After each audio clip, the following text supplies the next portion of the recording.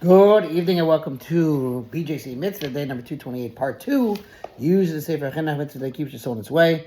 Dedicated for Refuah Shlema of Gedaliah, Asher, Ben Shoshana Miriam, Hishah, Refuah Shlema. Okay, we're continuing with the mitzvah entitled Not to Withhold a Monetary Obligation.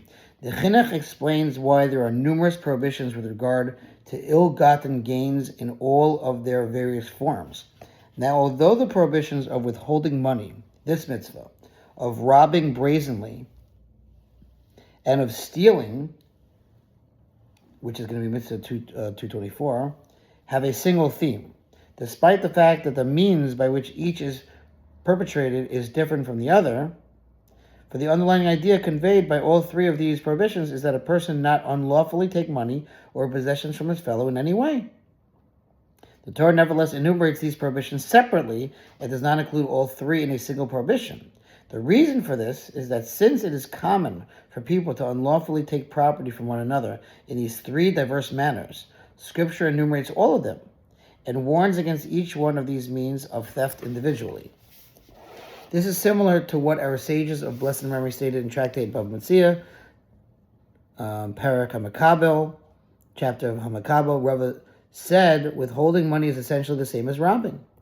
Why then does Scripture divide them into two prohibitions? It is so that the offender should be liable for transgressing two prohibitions on account of them. Rava's explanation as to why there are separate prohibitions for the various forms of robbery is enigmatic.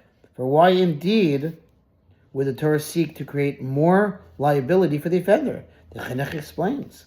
The explanation of this matter and the main reasoning behind it, in my opinion, says the Chinuch, is dual-faceted.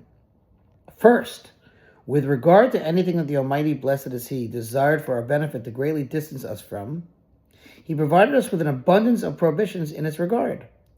Second, there's an additional benefit for us that can be found in the abundance of prohibitions, which is as per that which our sages of blessed memory have stated in Makos, that the omnipresent desired to confer merit upon Israel, i.e. the Jewish people.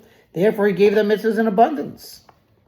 The sages' intention in stating that He gave them mitzvahs in abundance is meant to include not only mitzvah obligations, but to include mitzvah prohibitions as well.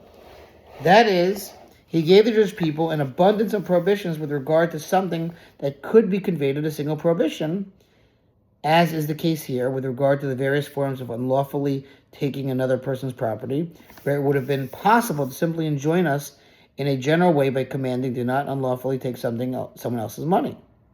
Nevertheless, multiple prohibitions were conveyed to us with regard to the matter of unlawfully taking another person's property, so that we should receive abundant reward by refraining from committing the sin. In that way, merit is accrued not only for the fulfillment of mitzvah obligations, but also by avoiding the temptation to violate mitzvah prohibitions. Wow!